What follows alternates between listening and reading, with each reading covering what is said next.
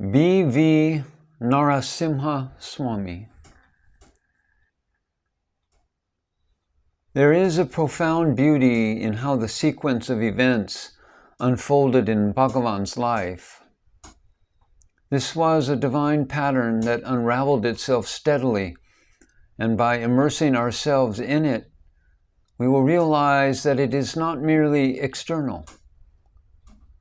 This pattern begins to take place within us too. This is the beauty of being with a saint or learning about his life.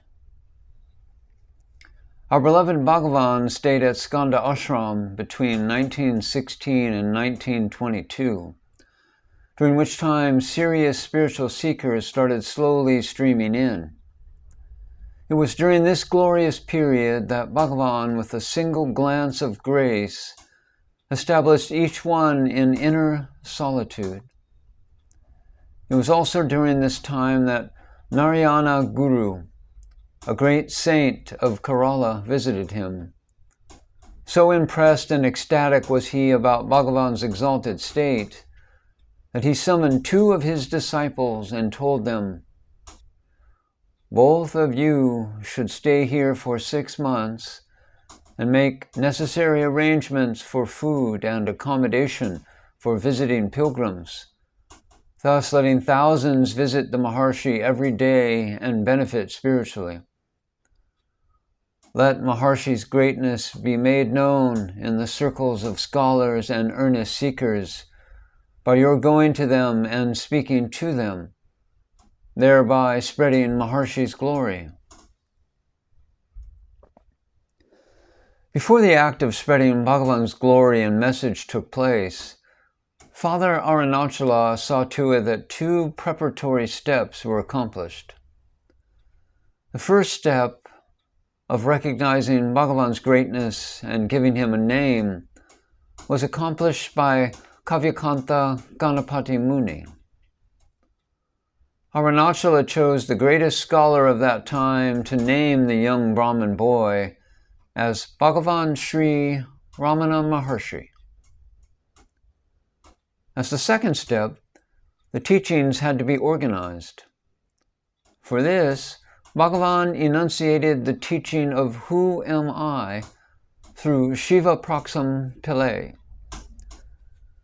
self-inquiry through Gambaram Sashaya, and the Sri Ramana Gita through Kavyakanta Ganapati Muni. This accomplished, Father Arunachala sent his son, Bhagavan, down from his lap to his feet, because the time had come for the message to spread. For the third step of spreading the message, Arunachala sent 3 boulders, B.V. Narasimha Swami, Sudananda Bharati, and Krishna Bhikshu. These 3 scholars were sent to write the biography of Bhagavan containing all his teachings. Today, if we all know about Bhagavan and his teachings, it is in great measure thanks to their dedication and work. B.V. Narasimha Swami wrote Self-Realization, the life and teachings of Bhagavan Sri Ramana Maharshi.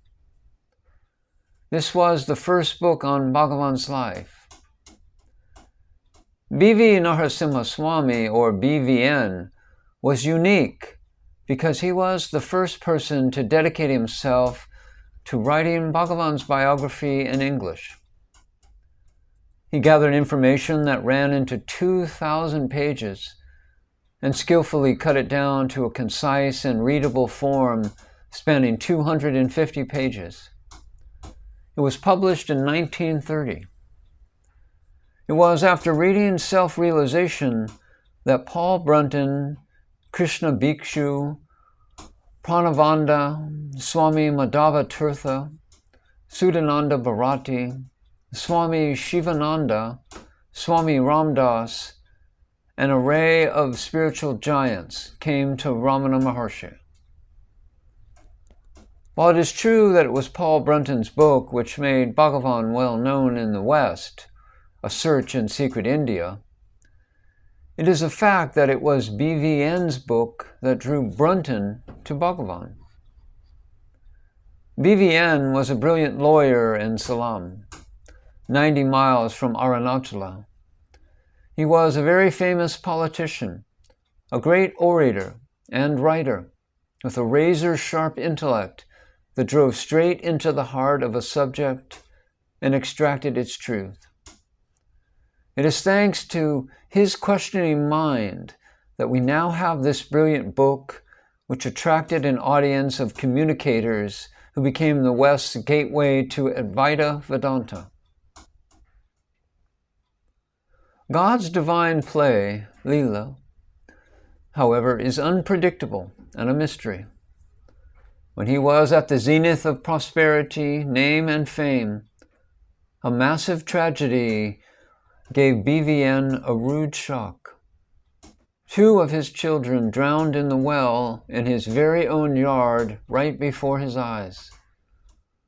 All he could do was watch helplessly without being able to save them. Unable to bear his grief, he resigned from the bar council and gave up his political career. He disappointed many Indian leaders because talented, dedicated individuals like him were needed for India's freedom struggle. He came to know of Ramana Maharshi and headed straight to Ramanasramam. On seeing Bhagavan, he fell at his holy feet. Bhagavan accepted him with a single glance, directed him to a cave, and asked him to meditate there. As a good disciple, he unquestioningly abided by his master's instruction. He spent 3 years in seclusion, in complete contemplation and meditation. However, he realized that there was something which was drastically needed: a book on Bhagavan's life. I must bring out the biography of Bhagavan, a living sage, he thought. Nobody knows about his life, except for a few instances, which may even be factually incorrect. This was a demanding responsibility, because even though Bhagavan was not under a vow of silence, he did not talk much, and then rarely about himself. BVN sought Bhagavan's permission, and Bhagavan graciously consented. He started the process of asking Bhagavan questions. Bhagavan did not always respond because sometimes he did not feel like talking. However, BVN was persistent. He doggedly followed Bhagavan wherever he went, even slept next to Bhagavan at night. Whenever he asked a question, his whole attention would be focused on receiving an answer. He has recorded what sometimes it would take days, weeks, or even more to get one simple answer from Bhagavan. But BVN remained relentless. His persistent determination made him unique, and that is why even the mention of his name draws so much reverence from every old devotee of Bhagavan. He not only questioned Bhagavan, it was his nature to elicit details straight from the source. Therefore, he traveled to Tiruchudi, Madurai, and Dindigul to speak to Bhagavan's associates and kin. Whenever he received any information about Bhagavan's relative or friend in some village, he would go there immediately. He would ply them with questions. However, perfectionist that he was, he would verify every fact with Bhagavan. Therefore, everything written in the book is accurate and the truth.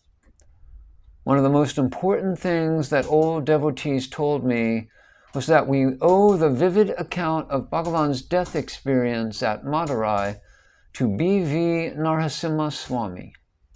His incessant questioning drew from Bhagavan every minute detail of the experience he had when he was a 16-year-old boy. Bhagavan said there was no time and space in his transformation that made him abide steadily in the self. V.V. Narasimha Swami condensed these details and presented the final draft to Bhagavan, who approved it and titled the book Self-Realization. Once this was done, Narasimha Swami put up a hut next to his cave for cooking. He wanted other sadhakas, spiritual aspirants, to build similar huts and help them in his. He also trained them in a simple way of cooking to save them time and money, which allowed each sadhaka to spend the maximum time in Bhagavan's presence. Through his meticulous sadhana, he set an important example of how the master's teaching was to be followed. It was he who actually formed the Palakotu Sadhu community. When this was over, he cultivated his natural tendency, avasana, for singing bhajans and dancing emotionally for God. He kept pleading with Bhagavan, saying, "Bhagavan, this is my nature. Will you please guide me? I would like to sing bhajans and follow the devotional path." Bhagavan kept postponing his reply, but BVN did not give up. Finally, Bhagavan advised him, "Go to the west of India to pursue your path of devotion." BVN left Arunachala and went towards Mumbai. During his travels, he met many saints on the devotional path, but was disappointed with all of them. Even a great sadhu like Upasani Baba tried to help him, but he was not satisfied. However, it was Upasani Baba who finally told him to go to Shirdi. He obeyed and went to the tomb of Shirdi Sai Baba, who had passed away 10 or 15 years earlier. At night, and this is done to this day, devotees gathered to sing bhajans with devotion. When he stood in front of Sai Baba's samadhi, the saint's inspiration came to him from within, and it said, "Child, I am your guru. Stay here and write my biography." BVN then started meeting those people who lived with Sai Baba and compiled a 6-volume biography of the celebrated sage. On its completion, Shirdi Sai Baba told him, "Spread my name and spread this teaching." BVN then came to Chennai and started a Sai Baba Center. He also built a temple there and spread Shirdi Sai Baba's name all over India. When I came to Ramanasramam in 1960, I was pained to hear that such a remarkable man had left Bhagavan and gone somewhere else. One day I asked T.P. Ramachandra Iyer, another old devotee, "Why did Narasimha Swami leave Bhagavan and go elsewhere?" And Ramachandra Iyer replied, "I am happy you put this question to me, because I was hesitating to share with others a fact I know. In late 1955 or early 1956, Ramachandra Iyer boarded a first-class compartment on a train in Tiruvannamalai to go to Vellore. He was surprised to find B.V. Narasimha Swami with a fractured leg in a big cast seated in the same compartment. Like every old devotee who held B.V. Narasimha Swami in high esteem, he was thrilled to see him. I raised the same question before B.V. Narasimha Swami that you put to me, Ganesan. I asked him, "Why did you leave Bhagavan and go?" And B.V. Narasimha Swami told me, "Bhagavan specifically directed me to do so. When we both were alone, I pestered him about my inclination to sing bhajans. Taking pity on me, he said, "Go to Shirdi." He told me in unmistakable terms that I should bring out the biography of Shirdi Sai Baba. He added that I should make Sai Baba known all over India. It was Bhagavan who said this, so I agreed. It was Bhagavan's graciousness and compassion that he wanted such aspirations of mine to be channeled through another saint, instead of getting involved in mere display of emotional dancing and singing. I did not go straight to Shirdi, though Bhagavan asked me to go. I admit my folly in not strictly obeying Bhagavan's commandment. I went to other living saints, as I doubted that Sai Baba, no longer in body, could guide me. This was my mind coming into play. All my efforts to be with the living saints in due course deeply disappointed me. Finally, it was at Shirdi that Sai Baba revealed himself as my guru, took me into his fold, and blessed me with his grace. For directing me to Sai Baba, I am eternally grateful to Bhagavan. I did not reveal that I was guided by Bhagavan to go to Sai Baba, as I felt people would not understand the spiritual content of the entire episode. This is the truth. Ramachandra Iyer recounted that there were tears in BVN's eyes when he told this. Later, when I was studying in college, I would visit the Sai Baba shrine in Chennai, and also BV's Narasimha Swami Samadhi shrine behind it. Puja is offered there, and even now above it hangs a big picture of Bhagavan.